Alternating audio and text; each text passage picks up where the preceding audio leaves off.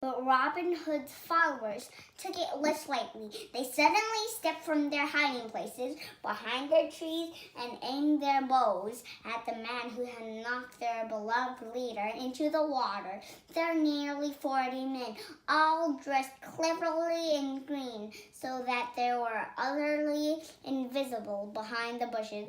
"What happened, master?" said Will Scarlet, the youngest of the men. "We have never seen you beaten before. Is this some kind of trick?"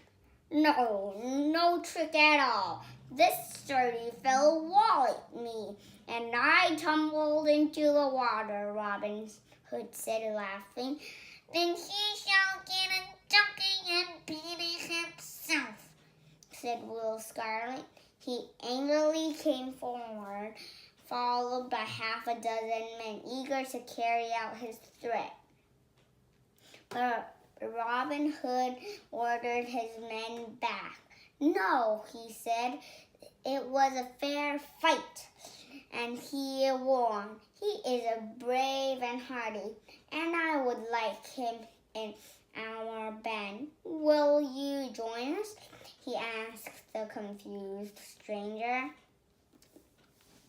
"I am Robin Hood, and my band is the finest in all of England. We steal from the careless rich and give back to the poor, so that all will be provided for, and justice will be returned to England."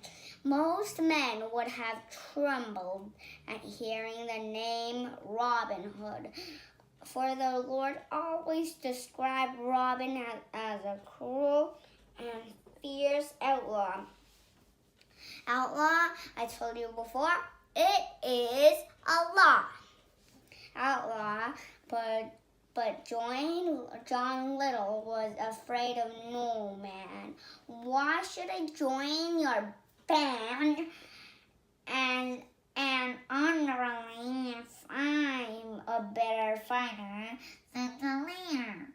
I have no need for people who cannot do better than I alone. If there is anyone among you who can shoot a bow and arrow more accurately I can, then perhaps I'll join," he said. "Well, you obviously aren't extraordinary man, but I'll try," said Robin. "The archery match." Now it is an archery match. An archery match is an archery contest. Do you remember the word archery? Arch is, you just need to remember this. Arch is a shape like a bow. If you like and spell arch in Google Dictionary.com, arch is like a bow shape. So you just need to know that. Plus a re, it's archery, like a bow contest. Robin Hood sent Will Scarlet to cut a 3-inch piece of white bark to tie it to an oak tree that stood a full 80 yards away. The piece of bark looked like a tiny speck in the distance. "Now choose any of our bows and arrows to shoot with," Robin said. The stranger chose the largest bow, aimed his arrow carefully, and shot it straight into the center of the white bark. The arrow flew so straight and powerfully and true that only its feathers stuck out beyond the bark. All Robin Hood's followers caught their breath in amazement, for they had seen such shooting only from Robin Hood himself. "That's a fine shot indeed," said Robin Hood heartily. "No one can top that, but perhaps I can shoot one just as well." Then Robin Hood drew his own bow and shot an arrow. It flew so straight and swiftly that it struck the stranger's arrow dead arrow did on and splintered it into pieces. Robin Hood's band gave a mighty roar. "Now, good man, will you join my band?"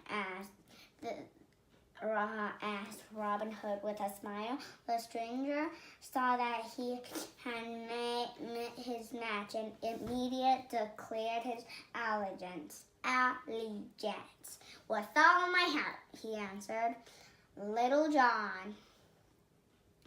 From the minute John Little saw Robin Hood's amazing skill, he respected him as he would his dearest friend.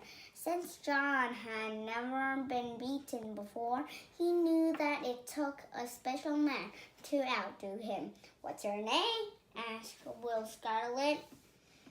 "John Little," answered the linesman. The band of merry men roared with laughter.